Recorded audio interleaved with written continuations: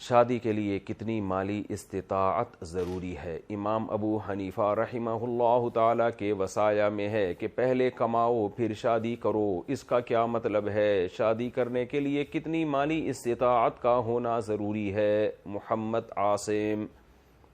دیکھیں، شادی کے لیے شریعت میں جو حکم ہے قرآن و سنت سے، وہ یہ کمانا کہ آپ پریکٹیکلی عملی طور پہ کما رہے ہوں یہ ضروری نہیں ہے۔ اتنا بھی کافی ہے کہ آپ میں کمانے کی طاقت ہو۔ ایک آدمی کما نہیں رہا لیکن وہ کہتا ہے کہ میرے دونوں ہاتھ دونوں پاؤں سلامت ہیں، میں مزدوری کر لوں گا، میری شادی ہو جائے تو میں اپنا بھی خرچہ اٹھاؤں گا، بیوی کا بھی، تو ایسے آدمی کے لیے بھی شادی کرنا جائز ہے۔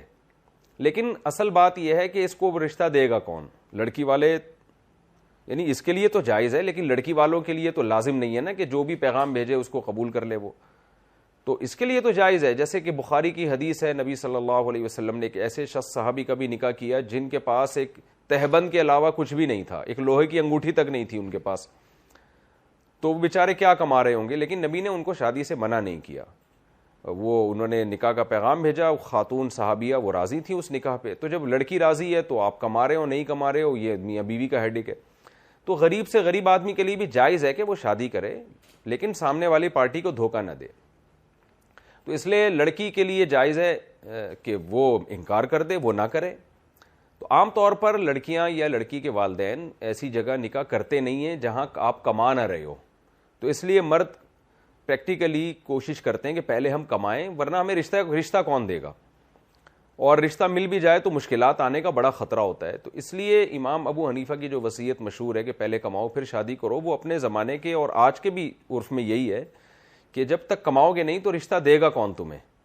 تو شرعی حکم نہیں ہے، وہ شرعی مسئلہ نہیں ہے۔ شریعت میں تو آپ نہیں بھی کما رہے ہو، کمانے کی صرف طاقت بھی ہو تو آپ شادی کر سکتے ہو، کیونکہ اللہ کا وعدہ ہے یکونوا فقراء یغنیہم اللہ من فضلہ، نکاح کی برکت سے تو اور اللہ تعالیٰ غنا عطا فرماتا ہے۔ تو امام صاحب نے جو لوگوں کے حالات کو دیکھ کر کہ پریکٹیکلی ایسا ہی ہوتا ہے کہ جب تک آپ کماتے نہیں ہو آپ کو رشتہ نہیں ملتا، اور اگر آپ کو بغیر کمائے رشتہ مل بھی جائے تو بعض دفعہ لڑکی والے اس وقت تو راضی ہو جاتے ہیں آپ کی غربت پہ، لیکن بعد میں مشاہدہ ہے کہ وہ مسائل کر رہے ہوتے ہیں۔ بعض دفعہ لڑکیوں کا جوش ہوتا ہے، عشق سوار ہوتا ہے ان کے اوپر، انہوں نے آپ سے شادی کر لی، پھر جب دیکھا کہ میاں صاحب کی آمدن بہت کم ہے تو جھگڑے شروع کر دیے۔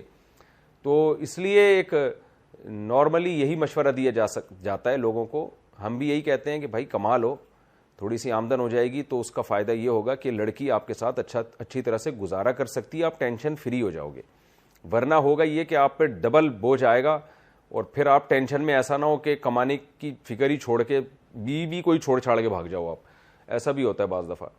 تو وہ اس کا یہ مطلب ہے، ورنہ شرعی حکم نہیں ہے یہ ایک مشورہ ہے۔ رہا یہ مسئلہ کہ کتنی تنخواہ ہو کہ ہم شادی کر لیں، پھر تو اس کا تعلق ہے آپ کہاں نکاح کا پیغام بھیج رہے ہیں۔ تو شریعت آپ کو کہتی ہے کہ اگر آپ غریب ہیں تو آپ غریب لڑکی سے شادی کریں، آپ کی تنخواہ اگر 20,000 روپے ہے تو آپ ایسی لڑکی سے شادی کریں جس کے والد کی تنخواہ 10,000 روپے ہو، وہ بیچاری 10,000 میں گزارا کر رہی ہے تو آپ کے 20 میں تو وہ زیادہ اچھا گزارا کرے گی۔ ہاں آپ کی تنخواہ 20,000 ہے اور آپ نے ایسی لڑکی کو نکاح کا پیغام بھیجا جس کے ابا کی تنخواہ 1,00,000 ہے تو وہ کہاں گزارا کرے گی آپ کے ساتھ؟ تو اسلام میں کوئی تعداد متعین نہیں ہے کہ آپ اتنا کما رہے ہوں تو آپ شادی کریں۔ اسلام میں یہ ہے کہ آپ ایک لڑکی کا، غریب لڑکی کا خرچہ اگر اٹھا سکتے ہیں تو آپ شادی کر لیں، تو اپنے معیار کو آپ گرائیں، شادی میں تاخیر نہ کریں آپ۔ بڑا یہ حیا کے خلاف سوال ہے لیکن معاشرے میں بے حیائی پھیل رہی ہے۔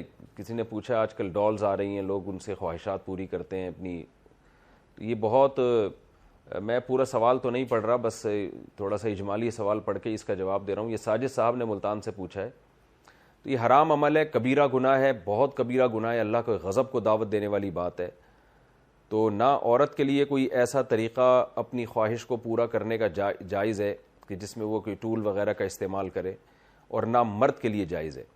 اللہ نے میاں بیوی کو ایک دوسرے کے لیے بنایا ہے، بس میاں بیوی ہی ایک دوسرے کے جسم سے اپنی خواہش پوری کر سکتے ہیں، اس کے علاوہ کوئی طریقہ بھی حلال نہیں ہے۔ نہ اپنے آپ سے اپنی خواہش پوری کی جا سکتی ہے اپنے ہاتھ سے یا کسی اور ٹول وغیرہ سے، تو میاں بیوی بس ایک دوسرے کے جسم سے فائدہ اٹھا سکتے ہیں، اس کے علاوہ تمام راستے اسلام نے بند کر دیے ہیں۔ اور اللہ نے قرآن میں کہا ہے فَمَنِ ابْتَغَىٰ وَرَاءَ ذَلِكَ، جو مرد اپنی بیوی کے علاوہ اپنی خواہش پوری کرے گا کسی بھی راستے سے، یہ لوگ اللہ کی حدود اور اللہ کی باؤنڈری کو کراس کرنے والے لوگ ہیں. تو اللہ کے غضب سے ڈرنا چاہیے, اور ہمیں گوروں کو, انگریزوں کو فالو نہیں کرنا چاہیے. ہمیں اللہ کا, ہم آخرت پہ ایمان لانے والے لوگ ہیں, ہمیں ان سب چیزوں کا آخرت میں حساب دینا پڑے گا.